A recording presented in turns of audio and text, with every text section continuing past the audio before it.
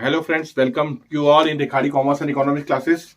Assertion and reason बहुत बड़ी problem बच्चों के लिए। assertion रीजन को कैसे सॉल्व करें, बहुत सारे सब्जेक्ट में assertion और रीजन आ रहे हैं।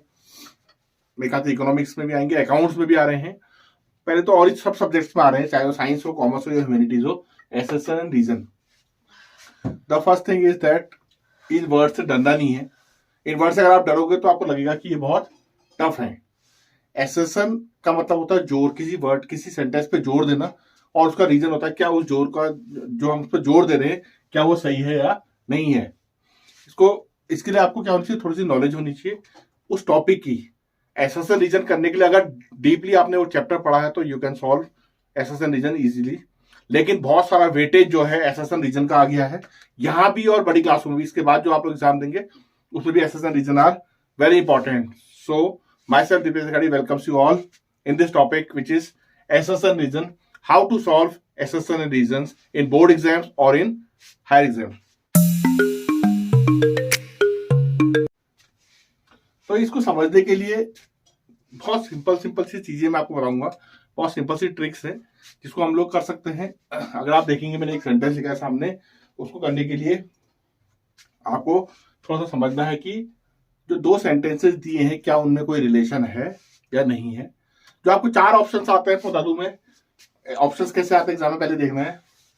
Sentence 1 is true, sentence 2 is also true, यानी कि assertion reason both are true, and reason is the explanation of A, यानी कि ए में जो लिखा है वो उसका सही कारण है ये। या कभी ऐसा होगा कि ए तो सही है, बिल्कुल ए एक स्टेटमेंट बिल्कुल सही है, लेकिन आर उसका एक्सप्लेनेशन सही नहीं है। या ऐसा होता है कि किसी चीज का रीजन तो सही है बट उसके साथ जो सपोर्टिंग पर एसेसन है दैट इज नॉट राइट। तो हमको चार ऑप्शंस होते हैं, both are true, correct explanation of reason is the correct explanation of assertion, या फिर reason is right assertion is wrong, या A is wrong two second is true, या फिर जो हमने बनाए हैं टोटल उनमें से रीजन गलत है एसेसन सही है। चार ऑप्शन हो गए। तो क्या ये इसका एक्सप्लेनेशन है या नहीं है, या ये गलत है ये गलत है, जो भी आपको देखना है। पहले हमने क्या करना है, the important thing is you have to read the chapters very well. जब आपको डेप्थ होगा, स्टडी होगा, पूरा नॉलेज, अपने कंटेंट पूरा पढ़ा है तो यू कैन इजीली रिलेट। अब सबसे पहली ट्रिक क्या है, तो करिए ट्रिक नंबर 1, आप इन दोनों सेंटेंसेस को अलग अलग पढ़िए। नीचे वाले को बिल्कुल भूल जाओ, ऊपर वाले को पढ़ते हैं। देखिए जैसे ये है कि इंग्लिश का simple sentence, Ram is an intelligent boy. Ram एक इंटेलिजेंट बॉय है। क्या ये सेंटेंस सही है? बिल्कुल सही है, it is the correct sentence, Ram is intelligent boy. अब उसका कारण क्या है, राम इज गुड लुकिंग। तो क्या राम इंटेलिजेंट बॉय है, उसका कारण राम इज गुड लुकिंग है। देखो ये सेंटेंस भी सही हो सकता है, ये सेंटेंस भी सही हो सकता है बल्कि राम इज गुड लुकिंग और राम इज इंटेलिजेंट बॉय। इसको एक एग्जाम्पल के रूप में समझना, ये इंग्लिश की एक लाइन है। अब इसको हम अगर रिलेट करेंगे, Ram is an intelligent boy, Ram is good looking, तो लग ही नहीं रहा कि सही है। दोनों सेंटेंसेस सही हैं, लेकिन ऐसा लग रहा है कि explanation of assertion is not the reason of this line. जो रीजन है इस लाइन का वो इसका है, सही नहीं है। कैसे पता चला हमें? एक ही वर्ड से इसको हम जोड़ सकते हैं, दैट इज बिकॉज। अगर हम इसे बिकॉज जोड़ के पढ़ेंगे इसको एक साथ तो पता चल जाएगा, Ram is an intelligent boy because Ram is good looking. अब क्या हो रहा है, पता चल रहा है कि राम तो इंटेलिजेंट है लेकिन क्योंकि वो गुड लुकिंग है। अगर मैं इसको यहां पर चेंज कर दूं और यहां पर मैं इसको लिख दूं कुछ और चेंज कर दें, यहां पर लिख दें Ram is an intelligent boy, Ram is या राम वर्क्स हार्ड, या Ram is hard working. Good looking जो हार्ड वर्किंग कर दूं, Ram is an intelligent boy because Ram is hard working. अब देखिए reason and assertion both are matching भी चीज है, मतलब जो लाइन बन रही है पूरा एक पैराग्राफ जैसा बन जा रहा है। तो यही एक सबसे बड़ी ट्रिक है कि इस वर्ड को नहीं भूलना है, बिकॉज। जैसे आप बिकॉज जोड़ते हैं तो आप उसमें सेंस लगा सकते हैं कि वो सही है या नहीं है। अगर आपने बिकॉज लगाया तो ड्यू टू लगा सकते हैं, और वैसे तो मैं कहूंगा कि बिकॉज लगा के ही आपका सेंटेंस सही हो जा रहा है। ये तो एक सिंपल सेंटेंस था। अब एक सेंटेंस देते हैं example 2 which is of economics. Bank charge a higher rate on loans that what they give on deposits. ये एक एसेसन है, एक लाइन है, इस लाइन पे जोड़ दिया गया है।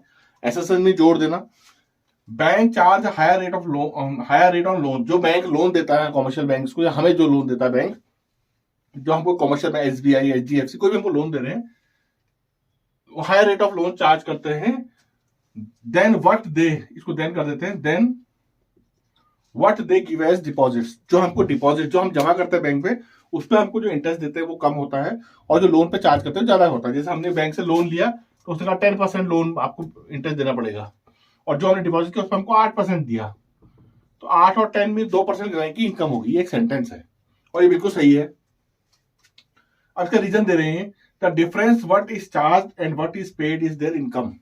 दोनों का जो डिफरेंस है, जो उन्होंने चार्ज किया और जो उन्होंने इम्पोज किया, हाँ, जो हम पे चार्ज किया और जो हमको दिया डिपॉजिट पे, उस पर डिफरेंस है, दैट इज 2%। हमको लोन दिया 10% पे और हमको इंटरेस्ट दिया 8% पे, दोनों का जो डिफरेंस है 2%, that is the income of bank. अब लाइन पढ़ते हैं, bank charge a higher rate on loans than what they give as deposit, the difference what is charge and what is paid is their income. अब because लगा के देखते हैं, bank charge a higher rate on loans than what they give as deposit because the difference what is charge and what is paid is their income. बिल्कुल सही है। अब देखिए, बिकॉज लगाते ही यहां पर ये दोनों लाइनें रिलेट होगी, तो इसका मतलब both assertion and reason are right, या both statement 1 and 2 are right, and R is the correct explanation of A। Answer निकल गया। तो एक तो नॉलेज होनी चाहिए कंटेंट की, आपने चैप्टर्स पढ़े होने चाहिए, आपको नॉलेज होनी चाहिए, डीपली पढ़े होनी चाहिए। दूसरा, इंडिपेंडेंटली पढ़ो आप, इसलिए लाइन को भूल जाओ, ऊपर वाले को, नीचे वाले को अलग पढ़ो, ऊपर वाले को अलग पढ़ो, उसके बाद उन लोगों को जोड़ो। एक और तरीका है, देखिए, चार बताए थे मैंने। A is right, R is right, correct explanation। A and R both are right, but R is not the correct explanation of A। A is false, R is true, या R is true, A is false। तो नीचे वाले दो तो आप भूल जाइए कि जो नीचे की जो दो लाइन होते हैं, A is false and R is false, उनके आने के चांसेस बहुत कम होते हैं। क्योंकि अगर मैं लिख दूँ sun rises from west and sun is very hot, तो पता लग गया था sun rises from east, west गलत है, तो ऊपर वाला गया। तो नीचे के दो तो वैसे ही भूल जाओ, ज्यादातर क्या होगा, ऊपर के दो ही आएंगे। Statement is right and R is correct expression of statement, यानी कि assertion, and assertion is wrong, reason is right. जो दो ऊपर के होते हैं उन्हीं पर आपके 90% assertion रीजन बनते हैं। पहली बात बड़ी इंपॉर्टेंट, 90% वहीं से बनेंगे। दूसरी बात, जब आप इंडिपेंडेंटली पढ़ोगे, अगर आपका एक भी सेंटेंस गलत है तो नीचे के दो तो वैसे ही फेल हो गए, क्योंकि दो तो राइट हो ही सकते, फिर तो आपके ऊपर के दो ही बचे। क्योंकि अगर ऊपर आपको लग गया कि सन राइजेस फ्रॉम वेस्ट, तो ए इज रॉन्ग, तो नीचे के दोनों फॉल हो गए, फॉल्स हो गए, वो हट गए, और ऊपर के दो ही बचे। तो आपको क्या करना है, अगर आपके स्टेटमेंट फॉल्स वाले इसलिए नहीं आएंगे क्योंकि बच्चे बहुत इजीली पकड़ लेते हैं फॉल्स वालों को, तो इसलिए वो या तो ए होगा, assertion is right, reason is wrong, not correct, और assertion is right and reason is also right. तो आपको क्या करना है, इसको पढ़ना है, और ऊपर के दोनों। तो सबसे पहला तरीका ये कि इंडिपेंडेंटली पढ़ो आप सेंटेंस को, दोनों का रिलेशन करो, उन दोनों में से एक रॉन्ग हो गया तो नीचे वाले को डिलीट कर दो। आप देखो, आप बिकॉज लगा के, तो because word is very important for assertion reason. अगर आपने बिकॉज यूज कर लिया और बिकॉज लगाते ही सेंटेंस फ्लो में बन गया, पूरा फ्लो में, फ्लो मीन्स उसका मीनिंग सेट बैठ रहा हो, तो आपको, जैसे Ram is intelligent because he works hard, he is good looking होगा, तो रीजन तो दोनों सही हो सकते हैं, assertion भी और दोनों satisfactory, explanation is not right. तो ऐसे आपको assertion रीजन करने हैं।